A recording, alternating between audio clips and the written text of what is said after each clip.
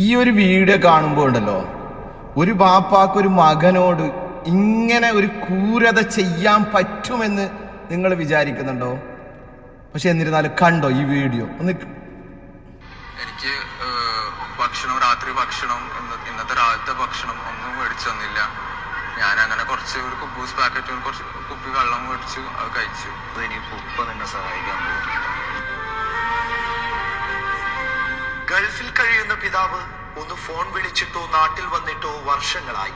ഒടുവിൽ മികച്ച മാർക്കോടെ +2 പാസ്സായ മകൻ ഉപ്പയെ തേടി UAE-യിലെത്തി. സാലം ബിൻ സക്കീറിന് കുഞ്ഞുനാളിലെ പിതാവ് കൊടുത്ത വാക്കാണ് പഠിപ്പിച്ച് പൈലറ്റാക്കുമെന്നത്. ആ സ്വപ്നത്തിൽ അവൻ മുന്നേറി. കോളേജിലെ അഡ്മിഷനായി കാശ് ചോദിക്കാൻ വിസിറ്റ് വിസ തരപ്പെടുത്തി പിതാവിനെ തേടി കടൽ കടന്ന മകൻ തെരുവിലലയുന്ന ദയനീയ കാഴ്ച. ഉപ്പയുടെ ദിബ്ബയിലെ സ്ഥാപനത്തിലെത്തിയ 18-കാരനെ കണ്ണിൽ ചോരയില്ലാതെ അദ്ദേഹം ഇറക്കി വിട്ടു. എന്നെ പുറത്താക്കി. അപ്പാർട്ട്മെന്റ് റൂമിൽ ചെക്കൗട്ട് ചെയ്ത് എങ്ങോട്ടോ പോയിക്കോ, എങ്ങനെ തിരിച്ചു എങ്ങനെ ഇങ്ങോട്ട് വന്ന് അതുപോലെ തിരിച്ചു പോയിക്കോന്ന് പറഞ്ഞു. ഞാനൊക്കെ സംസാരിക്കുന്നു ഞാൻ ഒരിക്കലും വിചാരിച്ചില്ല. എന്തായാലും ഞാൻ ചെറുപ്പം മുതൽ കാണുന്നതല്ലേ, ഞങ്ങളായിട്ട് ഞാൻ മൂത്ത കുട്ടിയായതുകൊണ്ട് എൻ്റെ എല്ലാ മെമ്മറീസും മൂപ്പരാളിലായിട്ട് ചെറുപ്പം മുതലേ ഞാൻ മൂപ്പരാളിലായിട്ട് ഇവിടെ റാസൽ ടീമിലും ദിബയിലും ഒക്കെ ആയിട്ട് ഉണ്ടായിരുന്നായിരുന്നു. ചങ്ങരംകുളം കല്ലൂർമയാണ് പിതാവിന്റെ സ്വദേശം. 8ാം ക്ലാസ് വരെ സാലമും 2 സഹോദരങ്ങളും മാതാപിതാക്കൾക്കൊപ്പം ഗൾഫിൽ സന്തോഷ ജീവിതം നയിച്ചതാണ്.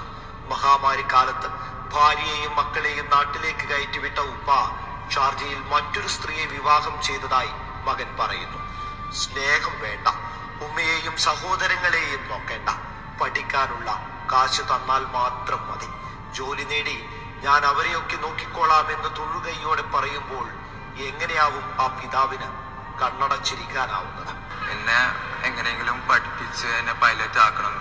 ഉപ്പ എന്നല്ലേ എൻ്റെ അടുത്ത് പ്രോമിസ് ചെയ്തത്. എന്നിട്ട് വേണം എനിക്ക് എൻ്റെ സിബ്ലിങ്സിനെ സപ്പോർട്ട് ചെയ്യാൻ.